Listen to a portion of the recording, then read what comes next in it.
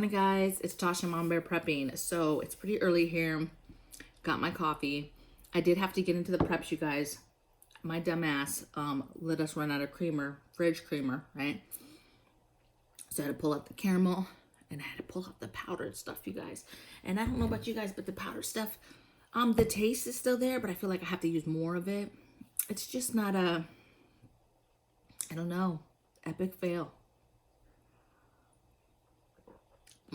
But get your drink and pull up because this is good. So today's topic, we are going to talk about what you do or how to prep for flooding. So I don't know if you guys have been paying attention to the news, but you know, obviously the weather has been just super weird, super crazy. Places that don't get typical weather like that or other weather like snow and stuff are getting these moments in their yearly timelines where they're getting this off-brand weather, if you will, okay? Not your normal weather, okay? Different weather patterns, just things are really crazy. And one of the things that a lot of parts of the country is dealing with is flooding. Now, obviously we're in Southern California, but I always joke like, could you imagine if something happened all of a sudden it started raining over Southern California and then everything would flood because we're not really prepared for that. Like heavy rains, right? And so like if weather patterns change and it's like all of a sudden Southern California was getting like just a ton of rain, we'd be hurting, okay? And I promise you people are not prepared. But what kills me is there are places that it floods on a regular basis and people are not prepared. There's all parts of the South where you definitely get storms and weather patterns in there where it brings a lot of rain and they know these places flood, but yet they still go to them. Another thing is just prepping your, like, what do you do when you start seeing water creep up? Because there's two things. You either get water that creeps up because rainfall, and so then you have what I think is a situation where you can monitor and figure it out, right? You have a river or a lake that is slowly creeping up because of rainfall, and you kind of can see that coming. Then you have flash flooding where they don't see it coming at all. And all of a sudden you're driving down a freeway and then all of a sudden that freeway is under, 5-6 feet of water. Okay. Then you have flooding that comes from broken pipes, right? There's a storm, it freezes, you have broken pipes, you have a broken main of some sort, whether it's a car accident or some kind of natural event has happened, right? An earthquake, something like that. But you have water mains that break, okay? And that is happening sporadically throughout the country too, where water mains are breaking, okay? So there's a lot of different, and then you just have basic flooding where you just happen to be somewhere where you are in a lower area and it just dumps a crazy amount of rain on you at your location. And then all of a sudden you have flooding because that rain is coming down so quick and there's nowhere for it to go. Okay. So today we're going to talk about, and this is stuff that we think about, okay, and that we take very serious. Yes, I live in Southern California, but I also have a house in Washington State where it rains a lot. Okay. So this is a very serious prep. And I would venture to say that, the way the world is going as far as climate change and stuff, I probably would prep this stuff. Like if we were going to stay here, I would probably have this stuff here just for shits and giggles, just because you never know. Okay. But if you definitely live in somewhere where there's hurricanes, tornadoes, has had some funky weather like Texas, okay, that out of the box type of weather, I would be making sure that you have these preps. Okay. So we're going to talk about supplies and then we're going to just talk about, I'm just going to run you through some, not tips, but just things to take away, things to think about. Okay. So here we go. So first supplies I have is something that we, again, as a community, don't talk a whole lot about. Some people do find it difficult to get or maintain or put together. But I think it's the easiest thing to do. And I feel that it's very, very underrated. And that's sandbags. So sandbags, you guys, I think it is important to, one, get sandbags, okay? You can get them online, you can get them at Amazon. Get you some sandbags. And I think that it's beneficial to have some that are filled, so with dirt, sand, and then some that are not filled, so have some empty ones for a real bad day. But I feel like you should always have a big group of them that are already filled, ready to go, that you could throw up over, outside of a door to divert water from coming into your home, or around windows if you have a basement, or down a driveway or in a driveway. Just know your home. You're going to go outside and see where would water easily go into your home. Should there be last minute flooding, and then where would you put those sandbags? And then you stage those filled sandbags near those areas in some capacity. Okay. Get you a plastic bin and put them all in the bin. There's ways you could do it to where there's not these ugly sandbags, all around the house, but you want them to be filled, and you want them to be kind of near the areas that they would be dedicated to. Okay. One level of a sandbag, you guys, is huge for just diversion of water. Okay. If you had one sandbag, around the perimeter of your house, that's huge for diversion of that initial water. Now, obviously you get flash flooding, you get, that can be overtaken, but there's a lot you can do with one level of sandbags for diversion. Okay. Other diversion, we'll talk about that with things. No, just screw it. We'll just talk about it. So diversion, there's other things that you could do around your house to do diversion. We watch these shows called Alone, and sometimes they build their shelters close to like a water source. And then it kills me because they're always like, oh, the water's coming up. And I'm like, so start diverting it. You know what I'm saying? There's a lot of things you can do. You can build huge trenches, start digging a trench next to it, divert that water, either something to catch the water or divert it away. Just look at the property line, look at where downhill is naturally, and start diverting water. Now you got to be careful if you're in an urban setting because of neighbors, right? You don't want to divert it into somebody else's backyard or house, but you get the drift. There is things that you can do to kind of help it from immediately taking over. Okay. So just, again, it's kind of common sense, but it's kind of not. Okay. Not everybody has common sense. Okay. So sandbags, some filled and some filled and some not. If you don't have somewhere on your property that you can get dirt and fill them, sand, dirt, whatever, then maybe you go to the beach, and you're able to fill some up. Now, there's a lot of laws. Some beaches, you can't do that. You can't just go down and get sand like that. But if that's the case, then you just get a delivery of dirt or sand from Lowe's or Home Depot.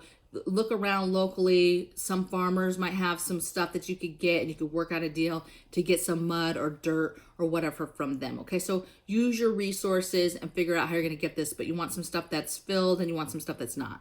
Okay, and the stuff that's not, remember, you need some sort of material to put in them later. So remember, that means you need something on your property or in your backyard that is full of something to be able to fill those. So some sort of big box that you've made, maybe a composting, maybe it's a trash can, but something filled with some dirt that you would go to fill up more. Okay.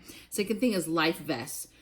Okay, so this goes in the thing with the third thing, which is an inflatable boat. So Uncle Al talked about this, and I think this is just genius because it's super important that if you have anywhere where you live by levees, or you like we saw Louisiana, and we see on the news all the time of places that have flash flooding and have storms, and then there's flooding. And a lot of times those people end up on their roofs, right? And so you have to be thinking about having a boat and having the ability to be able to get away from your home.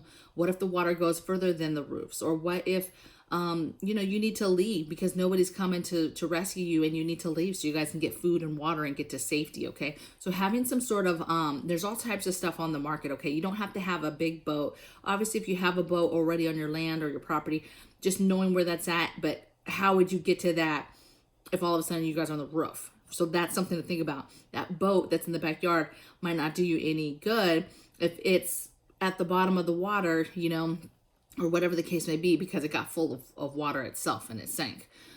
So some sort of quick inflatable boat, life vest, and then somewhere near that boat, having food. So just some granola bars and some bottles of water somehow attached to that boat or very close to that boat, so that when you inflate it, you guys can get in it and you have some basic I'm not talking about huge preps here. I'm just talking about some basic water, some basic food, just till you get to where you're gonna go next.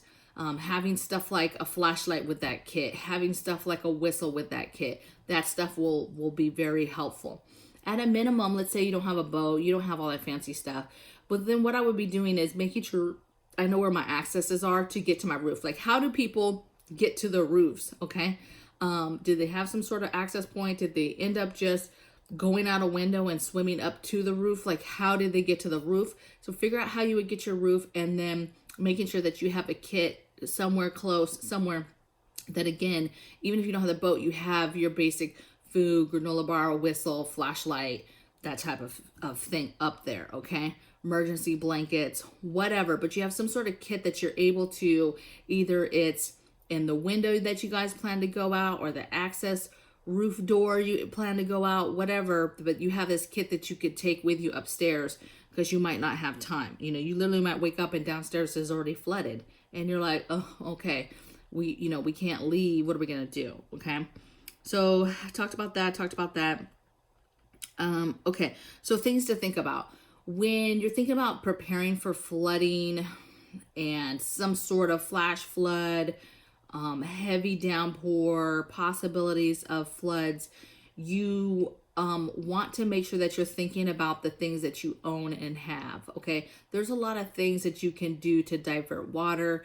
What in your backyard do you have literally right on the ground? Okay, and then what stuff is kind of elevated? All the stuff that's elevated might make it through some stuff. Okay, if you garden, if you do any of that stuff, having stuff elevated could save crops. Okay, a bunch of the country and just everywhere, the world's having all types of issues with growing crops this year, whether it's no water, it's the drought, it's heat, there's not enough water, but then you have some crops we're losing because of flooding. The flooding is crazy and it's flooding the crops, and then those crops aren't growing. So it's the same thing. Think about your own backyard, your own plants. Are they elevated? What would an initial little bit of flooding do to your situation? Would it totally clean you out? Or do you have some stuff that's raised up?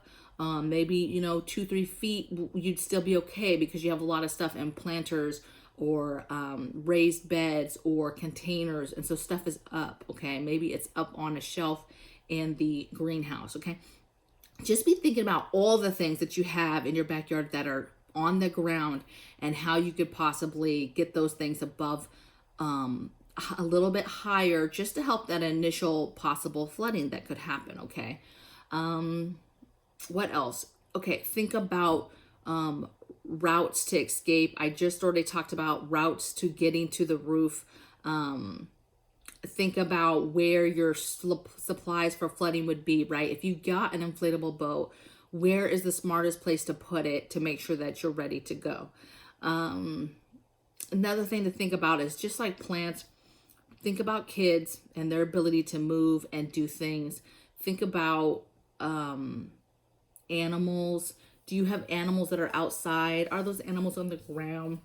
If you have chickens, what happens if there's a flash flood all of a sudden? Okay, what is the emergency plan for getting those animals out of the area? That type of thing. So you just need to kind of think it through. Just walk outside one day, walk around your property. It's just like you would do for security, right? But you're just going to walk around and think, okay, what stuff is low? What stuff is high? How could I get stuff a little bit higher? What animals, what things do I have out here that would be destroyed if I even got 2 feet of water? And then you just kind of work from there. Okay, what my emergency supplies? Okay, what do I need? What do we think is a priority? And you get those things and you get ready. Okay, I just feel that things are pretty crazy in general, and this is one of those things that's like your basic kind of natural disaster things to kind of think about, but yet we don't really talk about it a lot in the community. And listening to Uncle Al the other day, go check him out if you haven't checked him out, at DieBullFrog79 is the name of his channel. He just talks about all types of stuff that is really, really good information. And I don't know, he was talking about the boat, and I was like, this is genius. It's genius, okay? I'm just letting you know, this girl preps. I try to be as ready as possible. We have a lot of things and a lot of preps. But your girl was like, I need a boat at the house. I need a boat, okay? I need an inflatable boat. Had me all online looking at inflatable boats. I mean, this is a must. You've got to be ready for all types of stuff. And it rains like crazy up there, so you never know. I'm not in a flood zone. It's never flooded.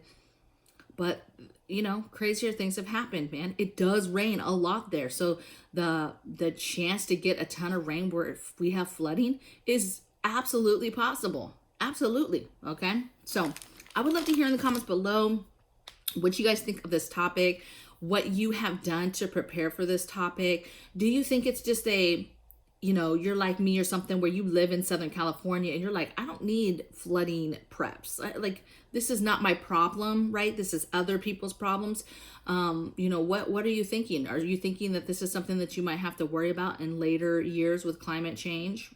So if there's something you think I missed, of course, seasoned people or people who prepare for flooding, right? Let us know the tips and tricks and different things we might want to have in this kit and getting ready for, you know, preparing our home and our whatever, our little piece of heaven, right? Where you live. I don't care how big it is, but how you would protect that in a flood type situation. Okay? So take care, and I'll see you guys tomorrow on the next video.